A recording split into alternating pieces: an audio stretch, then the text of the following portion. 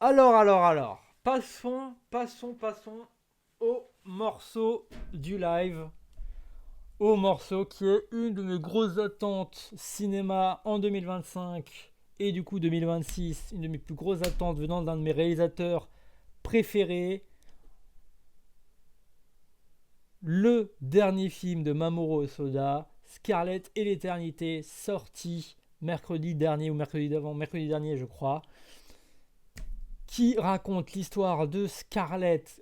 Au début, c'est Hamlet, c'est-à-dire, bon, Hamlet avec un changement de genre. Scarlett est la princesse du Danemark. Son oncle assassine son père et règne tyranniquement dans le royaume du Danemark. Elle essaye de l'assassiner en l'empoisonnant.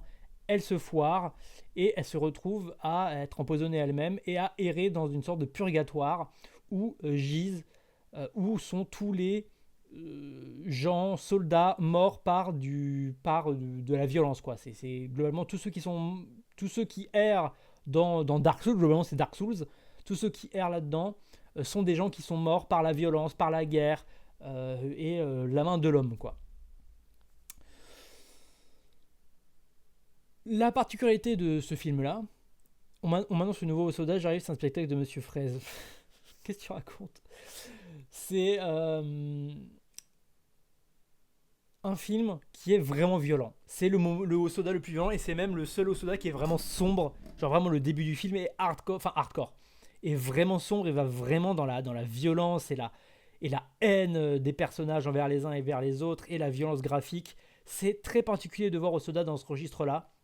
Très particulier de le voir chorégraphier, voire réaliser, enfin chorégraphier, j'imagine que c'est deux gens qui chorégraphient, mais de le voir mettre en scène des scènes d'action et des scènes d'action crues, pas les scènes d'action à la Belle dans le monde numérique où ça se poursuit avec d'autres personnages ou dans Summer Wars. Non. Une scène d'action où ça se tape, ça prend des armes et ça tranche, ça tabasse, ça vole des ressources. Il va vraiment dans ce registre-là et c'est très étonnant de le voir là-dedans. Donc c'est là où je vais commencer par dire que c'est un film qui va trancher et qui va tenter plein de choses. De même, c'est un film qui est dense, qui a un univers beaucoup plus déployé, beaucoup plus à grande échelle que ses autres films.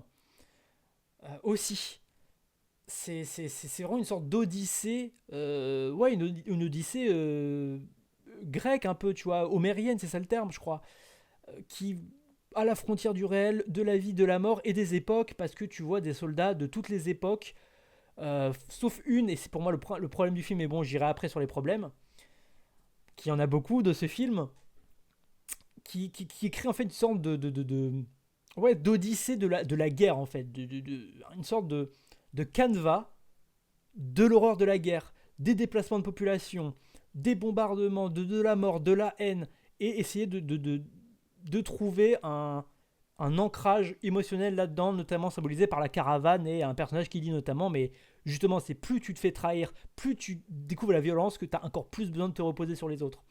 Donc le film, que j'ai vu des gens avec beaucoup de mauvaise foi résumé à du Revenge is bad slop, au bout d'un moment, il s'agirait de arrêter euh, de tout résumer à une... j'arrive pas à dire le terme, mais à tout rendre idée, tu vois, arrêter de tout rendre substance, arrêter de tout rendre au point près, parce que oui, bah, dans ce cas, je pourrais résumer tous les films par événement déclencheur qui va amener une quête avec une conclusion, tu vois, genre, bon, voilà, évidemment. Les rochers projetés par le volcan font tellement penser à des missiles. Oui, ben j'ai écouté ta critique Cinédote avec laquelle je suis beaucoup en accord. Donc voilà, ça fait un projet vraiment ambitieux pour Osoda. Et pour moi, j'attends de voir les making-of, etc. Mais je vais le dire, c'était ma plus grosse attente de l'année, une de mes plus grosses attentes de cinéma. Et ma déception est à la hauteur de mes attentes. Parce qu'en soi, c'est un bon film. Mais il y a des auteurs comme ça où on attend vraiment. Pour moi, juste avoir un film qui fait le taf, ce n'est pas suffisant. Et Osoda, quand le mec, Osoda, il a fait Les Enfants Loups, il a fait Belle, il a fait Le Garçon et la Bête, il a fait Mireille ma petite sœur, vraiment que des films que je trouve quasiment enfin, il y a des films. En tout cas, il a fait Les Enfants Loups. Et pour moi, j'attends de voir. Pour moi, il y a un problème à la production de ce film. Il y a quelque chose où il n'a pas réussi à tenir le bout. Parce que d'un point de vue écriture-scénario, tu le dis d'ailleurs, Cinéda, dans ta critique, c'est un film qui est beaucoup plus ellipsé que les autres et qui, contrairement à Miyuki, ne te filme pas le passage du temps. Non, il te filme juste le passage d'une quête.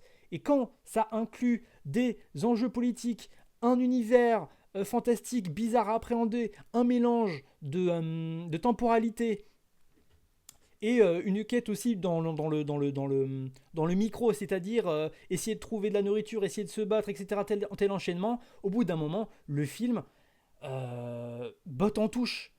Tu n'as pas le temps de déployer tes personnages qui ne sont réduits qu'à des fonctions premières. Et je pense notamment à l'échec complet de ce film. C'est lui à droite, là, le chauve. Hein, moi, globalement, euh, ce n'est, c'est une, c'est un ratage. Ce personnage-là est une planche à pain qui est là juste pour faire évoluer et dire les leçons de vie à Scarlett. Scarlett qui est un personnage vraiment engageant au demeurant. Vraiment une meuf qui prend cher, parce que le film, elle prend cher, hein, Scarlett. Hein. Elle prend cher. Notamment avec des scènes de combat, et après je viendrai à la mise en scène par la suite, que je trouve vraiment réussi pour le coup. Pour quelqu'un qui n'a jamais vu le film de Hosoda, commencer par lequel, tous, sauf celui-là. Celui-là, c'est le moins bon et de très loin Hosoda. Tu peux regarder tous les Hosoda, vraiment tous. Ils sont tous très bien et ils sont pas dans le même truc. Celui-là, c'est le plus éloigné de ce qu'il a fait, même s'il y a un côté synthèse. C'est le moins réussi. Du coup, comme je le dis, avec ce côté scénario où tout est trop ellipsé, donc les personnages n'ont pas le temps de se déployer. Mais comme il y a quand même les personnages et leur pérégrination mentale à filmer, et ben, ce qui fait que du coup tout le contexte autour de l'univers, de sorte de ce dragon cimetière de combattants et de jeux dans l'époque, pareil, sont parasités. Et pareil, le concept même du film. Alors moi je trouve que Osoda et surtout dans Belle, sa réussite c'est que il a un concept, mais tant pis si ça ne fait pas de sens d'un point de vue scénaristique. Si les quêtes des personnages, les visuels, la séquence et ce que te raconte marche, ça marche à 100%. Belle pour moi marche à 100%, alors que tu réfléchis deux minutes à comment marche, je crois que c'est You dans Belle, ça n'a aucun sens. Normalement, pareil, la modération, elle devrait pouvoir connaître l'identité de la bête en 2 secondes. Elle le fait pas. Du coup, il ne devrait pas pouvoir y avoir d'enquête. Pareil. Mais ça, on s'en fout. Parce que dans le rythme, dans le montage, dans le scénario, dans la mise en scène, tu es complètement plongé dans la sensibilité de ce perso-là. Mais pourquoi? Parce que c'est deux personnages. C'est la belle et la bête. C'est pour ça que ça marche. Et que tout le reste, finalement, tu es totalement pris dedans et tu oublies la cohérence de cet univers. Là, le problème, c'est qu'il te l'explique au début et après, c'est bon. C'est fait. C'est comme Summer Wars et tout ça. Là, dans Belle, dans Scarlett, l'univers est très particulier et a un personnage de sorte de chaman sorcière qui t'explique les règles de l'univers. Mais du coup, il te passe beaucoup de temps à expliquer avec des persos fonctions qui sont là pour, notamment le mec, à répéter des leçons de vie. Donc tu n'es pas pris. Moi personnellement, j'ai été surpris de ne pas ressentir grand chose, sauf vers la fin dans Scarlett pendant la majorité du film. Et donc, ce qui fait que l'univers, au bout d'un moment, tu vois juste les grossièretés qu'il a mis en place. Pourquoi tous les putains de lieutenants du méchant sont morts? Pourquoi il n'y a pas de soldats? Moi pareil, Cinédote, on est totalement d'accord là-dessus. Moi, je trouve pareil, pourquoi tous les lieutenants sont morts? Genre, pourquoi c'est trop bizarre? Pourquoi il n'y a pas, vu qu'il y a un mélange de temporalité, tu vois plein de soldats, tu vois des soldats, du Moyen-Orient, tu vois des soldats européens, tu vois des soldats japonais, tu vois des trucs asiatiques. Pourquoi il n'y a pas de soldats récents? Pourquoi il n'y a pas des Seconde Guerre mondiale, Première Guerre mondiale? Parce que pourquoi? Je pense que c'est juste parce que faut pas mettre des fusils d'assaut, j'imagine. Du coup, il y a que ce truc-là qui est trop bizarre. Et tu n'es pas rattrapé par l'émotion parce que du coup, c'est ellipsé, ça ne prend pas corps. Et tu as une première partie qui est, tu te poses des questions sur, ok, tu essaies de comprendre comment marche l'univers, mais l'univers n'est pas cohérent de base. Donc tu dis, bon, je vais me rattraper sur les personnages, mais les personnages sont creux. Donc ce qui fait que le film, je suis extrêmement déçu, en fait, de voir simplement un Osoda euh, euh, je vais le dire, hein, parce que moi, à la hauteur de comment je considère Osoda, un Soda raté en fait. C'est un Soda qui est raté. Et c'est là où je vais trouver le truc encore plus. Pour moi, il y a une catastrophe, pas catastrophe, mais il y a un problème de production derrière. Quand tu fais Belle, quand tu fais les films les plus magnifiques qui sortent au cinéma, quand tu es un technicien, à toi et ton équipe, de fou furieux, la 3D de Belle, elle est magnifique. Et la 3D dans Scarlett, ça passe de magnifique à complètement moche. la scène de caravane où il danse sur une superbe musique inspiration hawaïenne, je crois. Pourquoi c'est aussi laid? Pourquoi, des fois, l'intro du film, l'intro, je parle avant qu'il y ait le carton sec, genre les 10 premières minutes, l'entrée dans les limbes, etc. C'est magnifique, c'est sublime, c'est impressionnant. Il y a des moments, c'est impressionnant. Les moments où elle marche comme ça, c'est incroyable. La première apparition du démon, c'est vraiment du putain de cinéma. Et au début du film, je me dis, ok, je vais voir un des meilleurs films de l'année, Osoda, c'est bon, les gens ils disaient de la merde, c'est pas décevant. Sauf que tu vas avoir des moments où ce que fait beaucoup Osoda, c'est de mélanger la 2D et la 3D, surtout dans ses derniers films, d'un point de vue aussi con. Hein. Summer Wars, la 3D c'est le monde virtuel, la 2D c'est le monde réel. Belle, c'est pareil. Mirai, il y a ce côté-là, où la 3D c'est le sort d'univers temporel dans lequel il se transporte le personnage. La 2D, c'est le présent. Là, dans Scarlet, c'est le même délire. C'est que dans le monde réel des vivants, c'est en 2D, et en 3D, c'est les limbes. Sauf que, comme il doit y avoir un problème de production quelque part, eh ben, t'as des moments où t'as des persos en 2D qui côtoient des persos en 3D qui sont même pas de la 3D aussi belles que les autres personnages, et tu te retrouves pareil, avec un truc qui ne fait pas de sens, qui un parti de prix mise en scène fort, et qui est réussi très très fort par moment, qui là est complètement raté techniquement. Techniquement, j'ai l'impression de voir un épisode de série d'animation japonaise et pas les séries les mieux produites. Et moi, je ne comprends pas comment il y a un problème technique. Et c'est là où je suis extrêmement déçu que techniquement et scénaristiquement, Osoda, il a foiré son coup. Il a foiré son coup. Et je dis ça parce que je considère quand même ça un bon film, et je vais aller sur les trucs que je trouve vraiment prenants dedans. C'est que là, j'avoue que je ne vois pas le... J'attends de voir les making-of et tout ça. J'espère qu'il y aura des choses, parce que pour moi ce n'est pas normal. Je ne peux pas croire que le mec qui a fait Belle, qui a fait Le Garçon et la Bête, qui a fait Les Enfants Loups, se plante à ce point-là. On dirait un premier film en fait. On dirait le défaut d'un premier film qui veut trop en faire, qui ne sait pas bien faire, avec une production qui n'est pas de quelqu'un qui a au moins une dizaine de films à son actif. C'est pas normal. Je ne peux pas croire que ce soit normal et que ce soit juste le Osoda qui d'un coup est devenu un peu incompétent quoi. Donc j'espère que je me demande vraiment ce qui s'est passé quoi. Quet Duel, coucou. Du coup, t'as aimé Belle, mais pas Scarlett. Alors, Belle, c'est mon Mamoru Soda préféré. Scarlett, en gros, je l'ai aimé parce que je suis quand même un suceur de soda, mais c'est de loin le plus mauvais au soda. Et pas le. C'est le oui. Mais parce que je le considère à la hauteur du mec qui est à la tête du projet. Ça serait un random qui sort ce film, je serais hyper confiant pour la suite. Là, c'est au soda, donc il y a un problème. Et là, du coup, je vais voir le verre à moitié vide, voire un quart plein, parce que je suis extrêmement déçu. C'est une de mes plus grosses déceptions. Pensez à votre réalisateur préféré qui vous a jamais déçu, qui vous sort un film que vous considérez partiellement raté. Pour moi, c'est à la hauteur de ça. Je sais pas, moi, c'est... Pensez à votre réalisateur préféré qui fait un film qui vous déçoit. C'est chiant quoi. Et ça me rend triste en fait. Parce que pareil, coucou Mao, merci pour le raid. J'ai pas vu le raid, pardon. Je parle de ma plus grosse attente de l'année qui est en fait une de mes immenses déceptions. Et d'ailleurs, sachez que heureusement qu'il est pas sorti en 2025, sinon j'aurais été encore plus inconsolable. Hein. Et même pas Psultude, mon dieu, cette fin. Après, on va pas parler de. Ils ont vu le roi mort, ils ont décidé de le suivre. Ouais, je sais pas, on sait pas. Tu penses que c'est seulement un problème de production du coup? Bah, Nesta, j'attends de voir. Moi, je pense qu'il y a ce côté aussi où il s'est trop éloigné, et ça, c'est pas grave, mais il s'est trop éloigné de ceux qui voulaient faire. Il sort des sentiers battus, mais en même temps, il va vouloir avoir une échelle de récit beaucoup trop forte, et il s'est pris les pieds dans le tapis. Et d'un point de vue visuel, il n'a pas pu tenir la barre visuellement. C'est pour ça que du coup, tu as des moments où ça mélange 2D 3D sans que ça ait aucun sens dans la mise en scène, et que c'est même techniquement assez indigent. Et je pense notamment, et là on va arriver à un gros point du film, c'est qu'il y a une bascule. Il y a une bascule très forte vers le milieu du film, deux tiers, je sais plus exactement. Coucou Étoile Vagabonde. Où en fait le film va troquer, enfin va pas troquer, mais en fait dans un récit très dur, très âpre, très violent, il va mettre ce que Osoda sait faire, c'est-à-dire parler de la confiance, parler du lien et d'un lien qui se crée avec optimisme et confiance et lumière, on va dire. Littéralement dans le film avec des moments baignés de lumière comme ça là, alors que tout le film c'est gris, c'est le désert, c'est Dark Souls.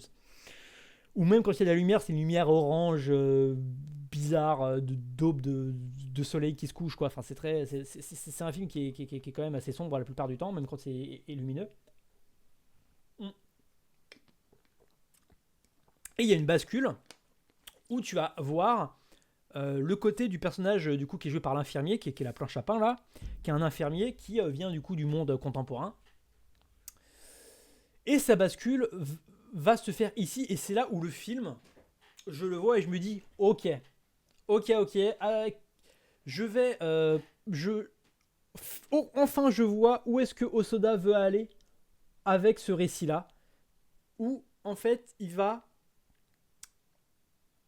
faire ce qu'il fait tout le temps, c'est-à-dire parler de liens, parler de connexion entre des mondes, quand je dis des mondes, c'est des contextes sociologiques différents, comme Belle et la Bête dans Belle, dans Summer Wars, avec tous ces gens, et le lien familial, le lien à la technologie, le lien de réseau social, etc., etc.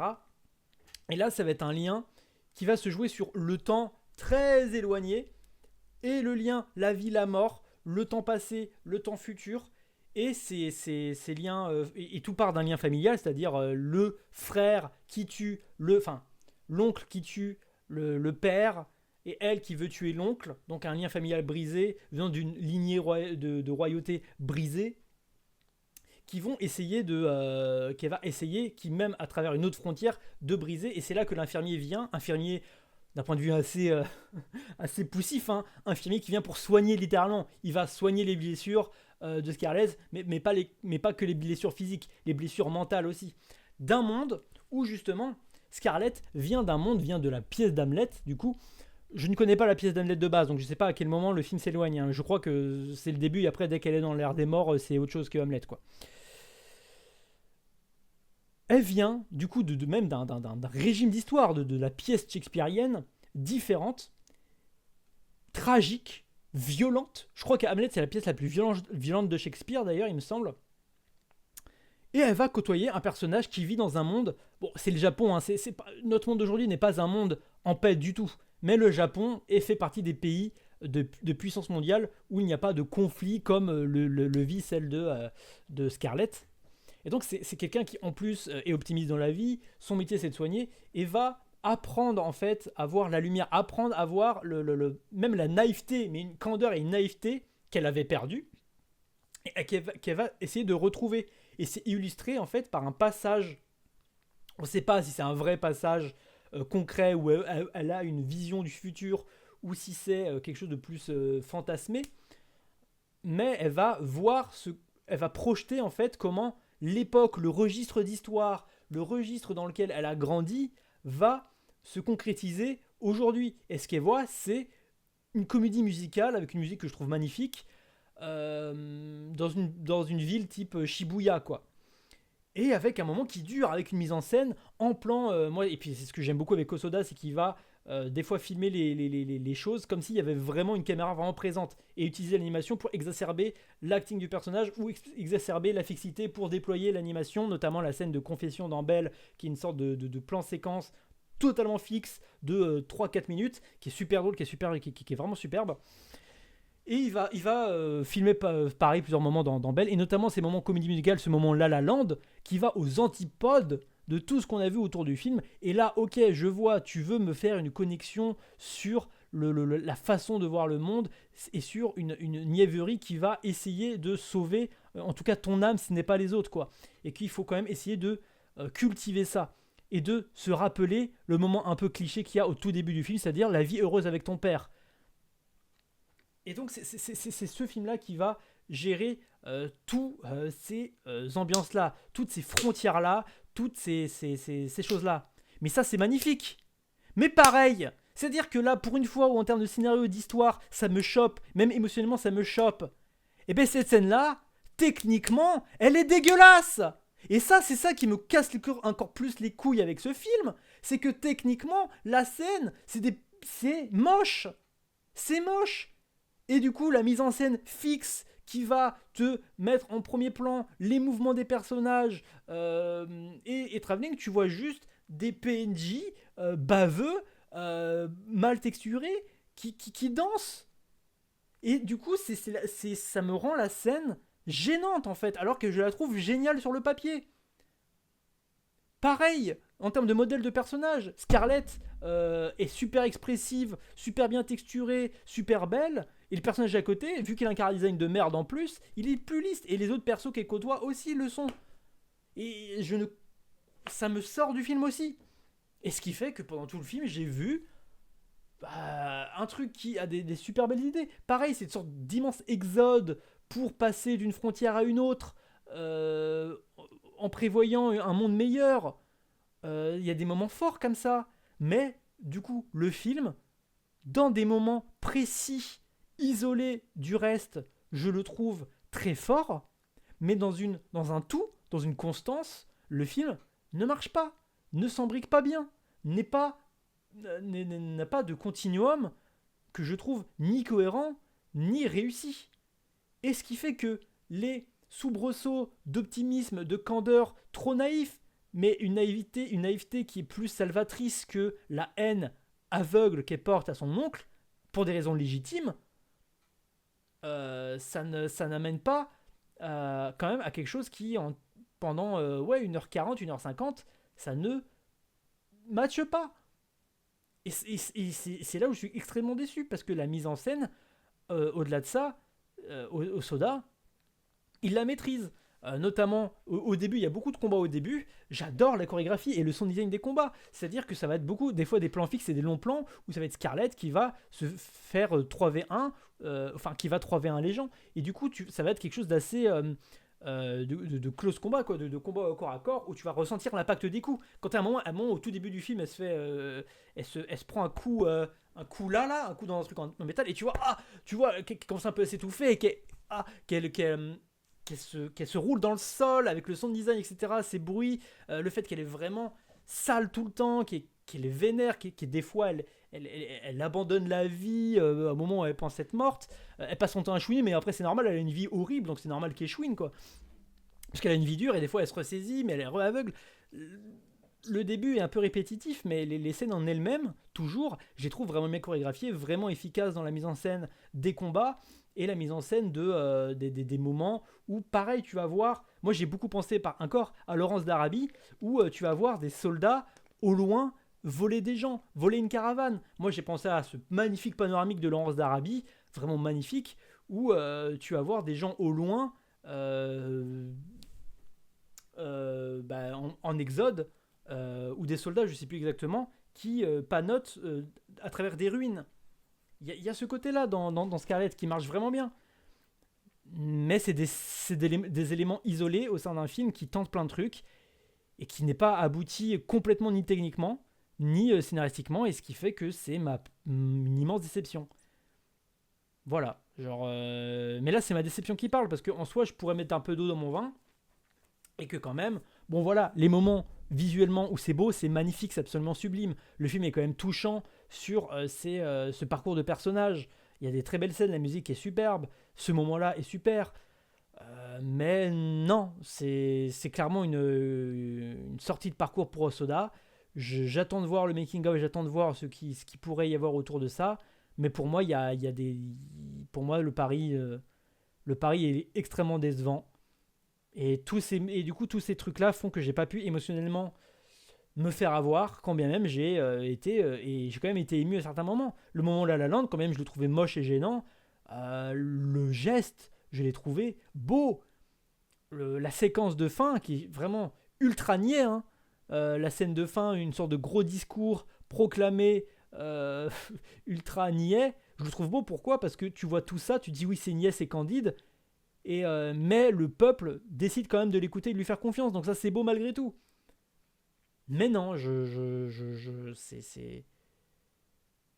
c'est une erreur de parcours, et Osoda m'a extrêmement déçu. J'ai quand même vu un film vraiment passionnant qui tente plein de choses, comme je l'ai dit. Ce mélange-là de formes, de registres d'histoire, un personnage qui est quand même engageant malgré tout, des visuels très très forts par moments, euh, notamment une mort vers la fin qui est assez glaçante, tellement elle est cauchemardesque d'un point de vue visuel.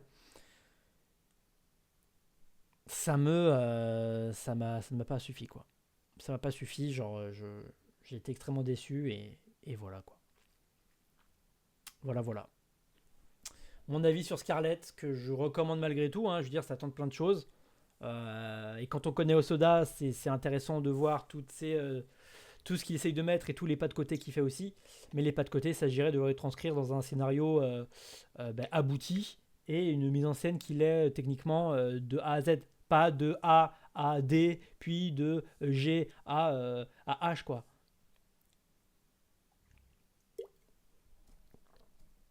J'espère que j'ai été clair. Et que si jamais vous avez des désaccords, parce que je sais qu'il y a des kiffeurs de Scarlett, hein, n'hésitez pas à me le dire. Je pense, pour les personnages en 2D, c'est juste qu'ils apparaissent que le temps de cette scène, parce que l'intérêt de la 3D, c'est pour utiliser des assets. Mais ouais, oui, mais quoi, les duels. Mais c'est ça le problème, en fait. C'est que ce n'est. Sauf que ça se voit. Et un film de cinéma, tu peux voir réutiliser les assets, oui, dans les moments de foule. Pas dans des gros plans, en fait. Et au bout d'un moment, bah oui, c'est que techniquement il y a un problème. Et je sais que l'animation c'est dur, je sais que l'animation c'est vénère, mais je suis pas là pour. En fait, moi, ça va être méchant ce que je vais dire. Je ne dis pas qu'ils ont fait du mauvais boulot, je sais qu'il y a eu du travail derrière. Évidemment qu'il y a eu du travail derrière.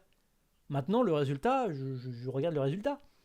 Je ne suis certainement pas meilleur que n'importe quelle personne qui a travaillé sur ce film. Maintenant, le résultat, ça fait que ce n'est pas abouti techniquement. Surtout dans un film de cinéma. Tu vois, je peux pardonner ça dans une série d'animation où il doit sortir un épisode par semaine de 26 épisodes. Dans un film de cinéma qui a pris 4 ans à se faire, ben, si on pardonne pas pour Marvel, je vais pas. Enfin, si pour Marvel, on va trouver ça pas abouti techniquement, ben, je vois pas pourquoi je le ferais pas pour Scarlett, quoi. Avec tout le respect que j'ai pour les animateurs qui travaillent, etc. Mais moi, rappelle que ici, l'argument du oui, mais du travail derrière, il est nul. Absolument tous les films qui sortent au cinéma, même les merdes, il y a du travail derrière. Oh bah ok, bah dans ce cas tous les films sont bien.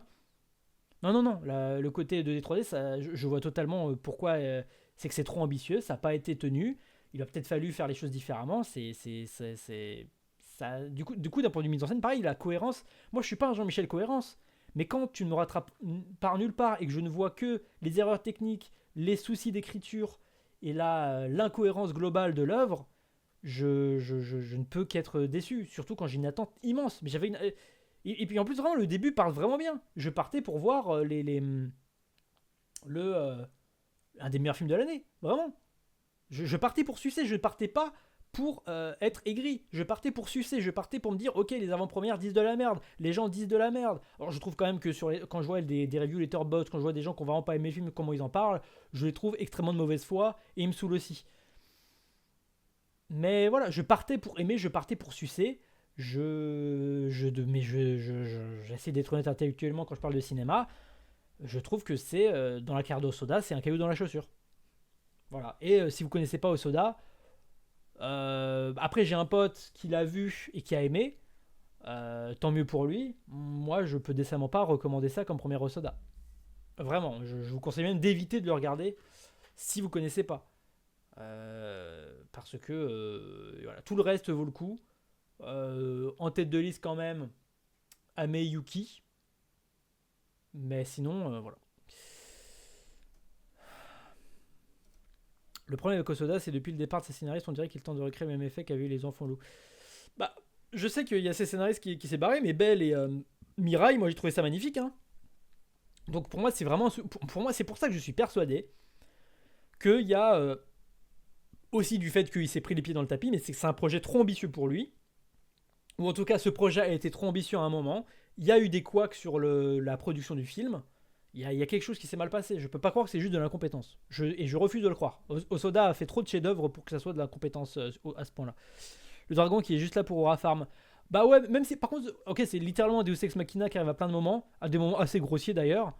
Mais j'aime bien l'idée d'avoir une justice divine un peu à la. Bah, très théâtre. Deus Ex Machina, à la base, ça vient des théâtres grecs où c'était avec une machinerie, un dieu grec qui vient pour démêler la situation. Donc cet aspect-là, très code du tragique, de la tragédie, ouais, du poids de l'auteur sur ses personnages, très shakespearien, très théâtral. Moi, je l'ai aimé cet aspect-là. Parce que pareil, cette plaine désertique remplie de morts, c'est une sorte de immense pièce de théâtre pour les tragédies des personnages et leur pérégrination mentale.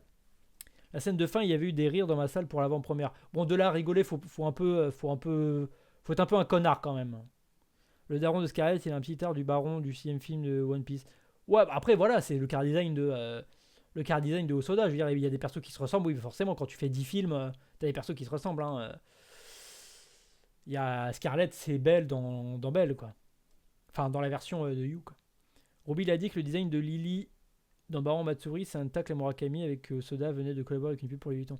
Ouais, d'ailleurs, la pub Louis Vuitton de Soda, elle est très cool. Non, mais voilà, du coup, Scarlett, je trouve que c'est quand même un film intéressant à voir pour ce qu'il propose, ces mélanges ces mélanges, ouais, voilà, ces mélanges de registres, d'époque et des visuels qui sont quand même vraiment magnifiques par moments. Genre, en soi, la scène, moi je trouve globalement, toute cette. Voilà, il y a une séquence ici, là, tu vois, qui est très jolie visuellement, qui est très réussie d'un point de vue mise en scène. Par contre, d'un point de vue écriture, je trouve ça totalement con, totalement débile. Genre, il y a des persos qui pop, tu sais pas comment ils pop d'un coup, pourquoi ils mettent qu'un. Enfin bref, voilà, c'est ça le problème, c'est que du coup, en macro et micro, le film, je le trouve pas abouti. Du coup, je ne vois que les incohérences dans l'enchaînement des événements. Mais par contre, d'un point de vue visuel, c'est magnifique. Les décors sont magnifiques.